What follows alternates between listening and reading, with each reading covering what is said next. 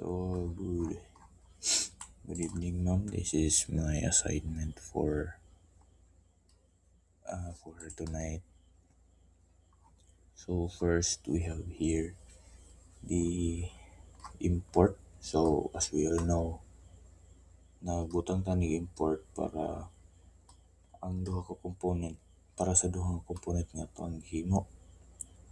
So this is how kaning react nato aron makabalogahan niya pangitaon, which is nagbutang ta diri og iyahang directory.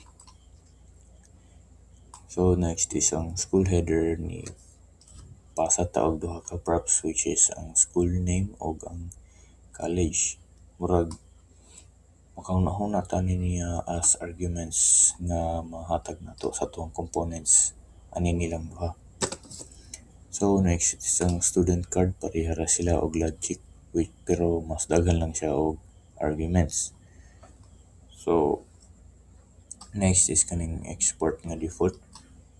Mura na siya mahimo og component nga mahimong available for other files to import like main.jsx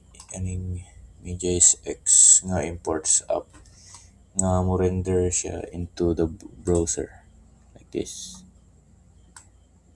Kung mag-renderan niya is ma-update ang kaning app. Hindi na ako sige. So next is ang school header. So we have here the curly braces, which is ang sulod kay school name og college nga gikan diri sa app JSX. So muna siya kung how to receive the props, whatever nga unsay gibutang diri sa app JSX may magamit nato diri. So next is kani, which is pretty obvious mo atong gigamit nga kuan as logo nga makita nato diri, and I use it. Butang diri gikan sa public akong gi-copy tas na din diri mapakita sa atohang app.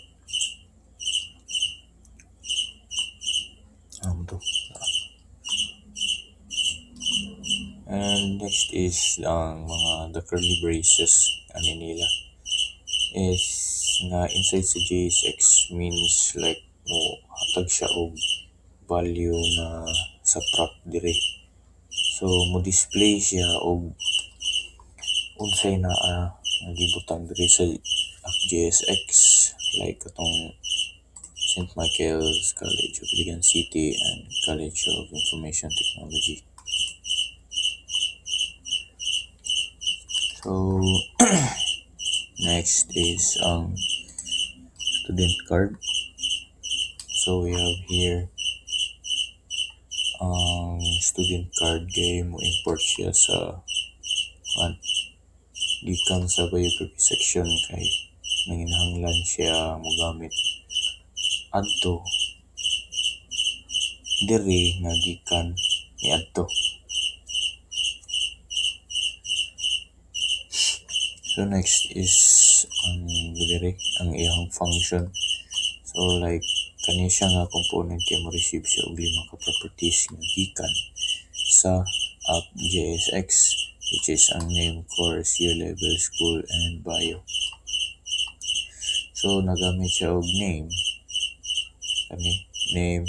to directly show the student's name, which is ang kabutang is my name. And a biography section mo pasa ni siya og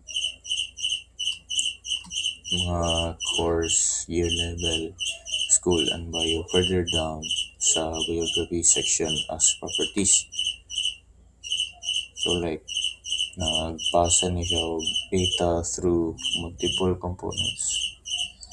So silbi ang app JSX naghatag og data sa biography section, tas ang student card gi-import niya ang naa sa biography section into here. So siya og properties drilling. So last is we have here the biography section. So we have here the function biography section. So this component mo receive siya og upat ka properties which is ang bio, school, year level ug course.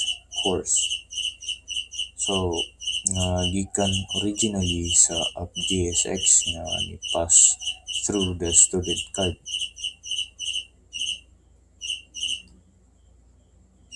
Ay murag nabali ako ang pag-explain na to. So anyways. So each line here kay naghatag siya og student info using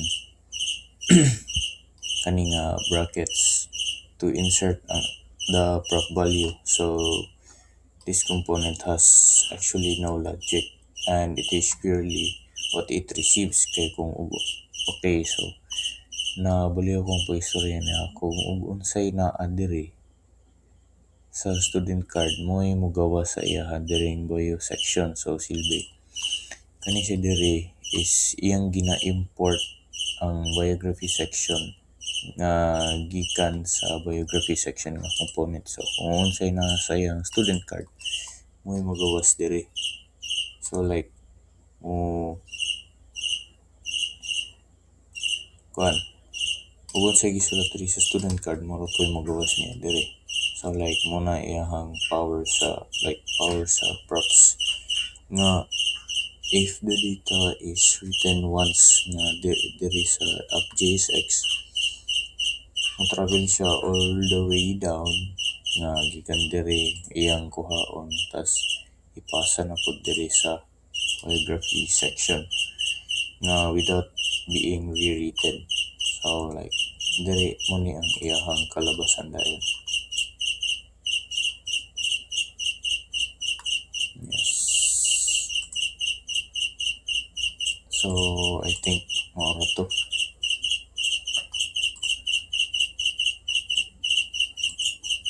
I guess that's all. And good evening.